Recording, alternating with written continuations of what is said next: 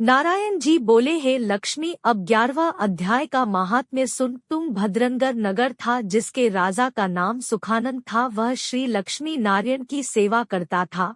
वहाँ एक ब्राह्मण बड़ा धन पात्र विद्वान पंडित रहता था। उस ब्राह्मण का नियम था नित्य गीताजी के 11वां अध्याय का पाठ करता था और पाठ भी नित्य श्रवण करता था। ऐसे ही सेवा करते करते बहुत सा काल व्यतीत हुआ। एक दिन राजा घर को गया। उस दिन बहुत अतीत देशांतर फिरते दो उस नगर में आए अतीतों ने राजा से कोई जगह मांगी। राजा ने बड़ी हवेली खुलवा दी। वहाँ अतीत उतरे।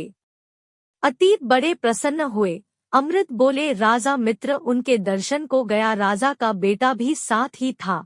कई मंत्री भी साथ थे। राजा का पुत्र खेलने लगा। वहाँ एक प्रेत रहता था। उस प्रेत ने राजा के बेटे को मार डाला। चाकरों ने राजा को खबर की। राजा यद्यपि सेवा करता, कथा श्रवण करता था, परंतु पुत्र के मोह से राजा के मन में दुबुद्धि आ गई थी। राजा बोला, हे संत जी, आपका दर्शन हमको बहुत फला है।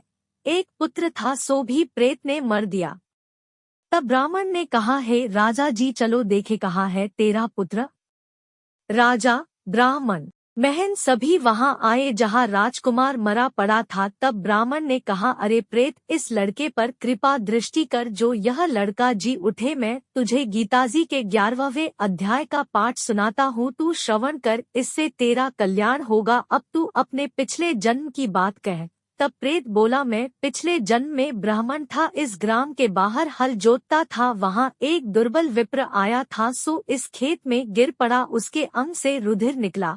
एक चील ने उसका मांस नोच खाया। मैं बैठे देखता था, मेरे मन में दया न आई जो इस विप्र को छुड़ा दूं। इतने में एक और पंडित आया। उसने यह देखा, मुझे कहा, अरे हल जोतने वाले विप्र, तेरे कर्म चांडाल के हैं। निर्दयी, तेरे खेत के पास विप्र का मांस चील तोड़ दो कर खाती है और तू देखता रहा, छुड़ाता नहीं। से मेरे श्राप से तू प्रत्युनी पावेगा। तब मैंने उसके चरण पकड़कर कहा कि मेरा उद्धार कैसे होगा। तब पंडित ने कहा, जब तुझको कोई गीताजी के 11वें अध्याय का पाठ सुनाएगा तब तेरा उद्धार होगा। प्रेत अपनी कथा कह चुका। तब विप्र ने राजा से पूछा। राजा ने कहा, इसका उद्धार कीजिए और मेरे पुत्र को जीवित करे।